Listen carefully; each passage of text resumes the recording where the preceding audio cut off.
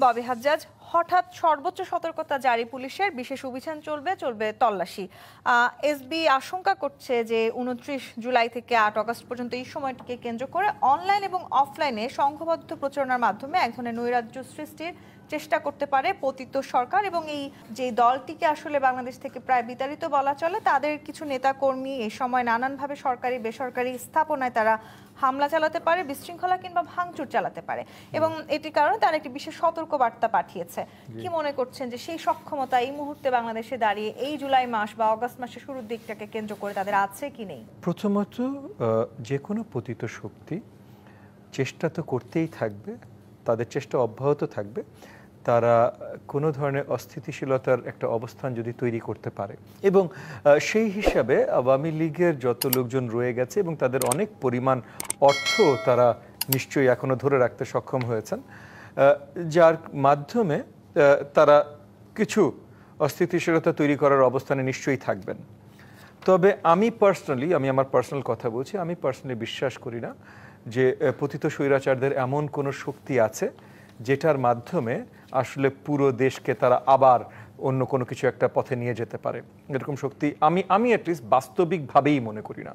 আমি যেটা মনে করি যে তাদের অনেক প্রচেষ্টা থাকবে, এবং এই প্রচেষ্টাগুলোর ভেতরে যদি আমরা বাতাস দেই বা আমাদের ভেতরের অনেক সেকশনস বাতাস দেয়, তাহলে অনেক কিছু হয়তো দুর্ঘটনা ঘটতে পারবে। যেমন আপনি মাননীয় প্রধান উপদেষ্টার কথা বললেন বা সরকারের কথা বললেন যে গোপালগঞ্জে আক্রমণের মাধ্যমে এবং গোপালগঞ্জে যে আপনার ইন্টেলিজেন্স ফেইলিয়ার, এই দুটোর কথা বললেন। তো গোপালগঞ্জে ইন্টেলিজেন্স ফেইলিয়ার কিছু দূর ছিল, এটা আমি মানতে রাজি আছি, কারণ ইন্টেলিজেন্স রিপোর্ট তো আমি পাই না, আমি ধরে নিচ্ছি কেউ জানেন না। কিন্তু আসলে ইন্টেলিজেন্স রিপোর্টের কি খুব বেশি প্রয়োজন ছিল বুঝবার জন্য যে গোপালগঞ্জে আপনি যাবেন, আপনি মুজিববাদ মুর্দাবাদ, তারপর প্রমিনেন্ট ইউটিউবাররা প্রচারণা শুরু করবেন যে 32 নম্বরের মতো মুজিবের মাজার ভেঙে চুরমার করে দেবেন, এবং সেখানে কোনো ধরনের কোনো ঝামেলা হবে না, এটা মানে কোনো ধরনের কোনো ঝামেলা হবে এটা জানবার জন্য বোধহয় ইন্টেলিজেন্স রিপোর্টের দরকার ছিল না, মানে এত গর্ধব তো কারোরই হবার কথা না।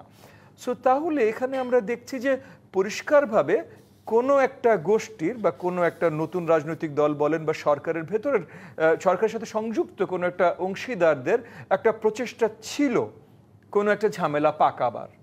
কারণ নর্মালি এই জিনিসটা আমরা দেখে থাকি যে কোনো ধরনের আসলে শক্ত কোনো ঝামেলার সম্মুখীন যখন দেশ হয়, তখন সেটা সরকার জনগণকে একদম ঢালাওভাবে না জানিয়ে ট্যাকেল করতে চেষ্টা করে। কারণ জনগণকে ঢালাওভাবে জানালে এখানে প্যানিক তৈরি হতে পারে, এটার মাধ্যমে অনেক দুরবস্থার নতুন সারা দিয়ে উঠতে পারে। প্যানিকের কথা বলছেন ববি হাজ্জাজ, এই 11টা দিনকে এসবির যে কর্মসূচি সেখানে বলা হচ্ছে বিশেষ গুরুত্বপূর্ণ হিসেবে তারা চিহ্নিত করেছে, এবং আপনি নিশ্চয়ই দেখেছেন সব ধরনের যোগাযোগ মাধ্যমে আসলে এটি নিয়ে বিশেষভাবে আলোচনা করা হয়েছে, মিডিয়াগুলোতে ঢালাওভাবে এটি প্রচার হয়েছে। এই বিশেষ গুরুত্বপূর্ণ সময় কিংবা সর্বোচ্চ সতর্কতা হঠাৎ করে বাংলাদেশে জারি করা হলো, সবকিছু মিলে প্যানিকটা কি আরো বাড়ছে বলে মনে করেন? মানে আমার কাছে মনে হয় যে জিনিসটা যেভাবে করা হচ্ছে এখানেও আসলে কিছু প্রশ্ন তোলা উচিত। যেমন মনে করেন গোপালগঞ্জের পরে আরও যে কয়টা ঘটনা ঘটেছে, প্রত্যেকটা জায়গায় যেই ধরনের মব তৈরি হয়েছে, এবং এখানে আমি ধরেই নিচ্ছি, আমি পুরোপুরি মানছি যে এই মবগুলোর ভিতরে আওয়ামী দোসররা ছিল। 500 জন মবের ভিতরে 5টা 10টা আওয়ামী দোসর ছিল। কিন্তু এই মবের শক্তি কে তৈরি করে দিয়েছে? এই মবকে প্রেশার গ্রুপ পরে তালি বাজিয়েছে 12 মাস কারা। সো এই ঝামেলাগুলো জোরপূর্বক সৃষ্টি করা হয়েছে। যে আজকে আপনি আলোচনার ভিতরে একটা কথা বললেন যে এই জুলাই সনদ আসছে, এগেন আমি জানি আপনি এই টপিক আসেন, বাট তবু আমি জাস্ট উত্থাপন করছি যে জুলাই সনদ আসছে, একটা গ্রুপ অলরেডি বলা শুরু করেছে আমরা মানি না, যদিও ওই গ্রুপও কিন্তু প্রত্যেক দিন, আজকেও এই মুহূর্তে একটু আগে হয়তো মিটিং শেষ হয়েছে, এই মিটিং শেষ হওয়া পর্যন্ত ওই গ্রুপের আপনার রিপ্রেজেন্টেটিভরা ওই মিটিংয়ে ছিল। সো তাহলে তারা কি করছে ওই মিটিংয়ে? তাহলে মিটিং বর্জন করুক, হেঁটে চলে যাক। আর আপনি একটা গোষ্ঠী বা একটা গ্রুপ হেঁটে চলে গেলেই বাকি সবার একটা কনসেনসাস বাতিল হয়ে যাবে। সো এই জায়গাগুলোতে আমরা ক্রমাগত দেখছি।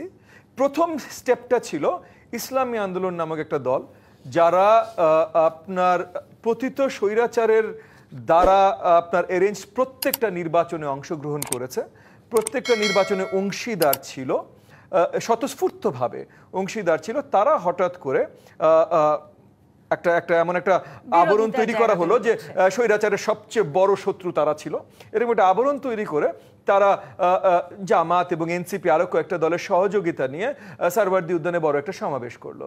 সেই সমাবেশে তারা প্রথম ডাক দিল যে পুরা পিআর সিস্টেম ছাড়া আমরা খেলবো না। সো এই যে আমরা আমাদের মতো চাই তাছাড়া হবে না, এটার একটা ঝামেলার প্রথম ডাকটা কিন্তু অফিশিয়ালি ওই স্টেজ থেকে হচ্ছে, যেটা মাসখানেক আগে। আসলে আমাদের ভেতরেও জোরপূর্বক এক ধরনের ঝামেলা তৈরির চেষ্টা হচ্ছে আমার বলে কাছে আপনি মনে দেখতে হচ্ছে যেটা পাচ্ছেন। সবচেয়ে দুঃখজনক এবং আশঙ্কাজনক যে সরকারের ভেতরে মানে অন্তর্বর্তীকালীন সরকারের দায়িত্বে আছেন এরকম অনেক ব্যক্তি বিশেষ আছেন যারা হয়তো এটা পুশ করতে চেষ্টা করছে। যেমন আরেকটা ছোট্ট এক্সাম্পল দিই, 2-3 দিন আগে মাননীয় প্রধান উপদেষ্টার সাথে আমাদের অফিসিয়াল মিটিং হলো।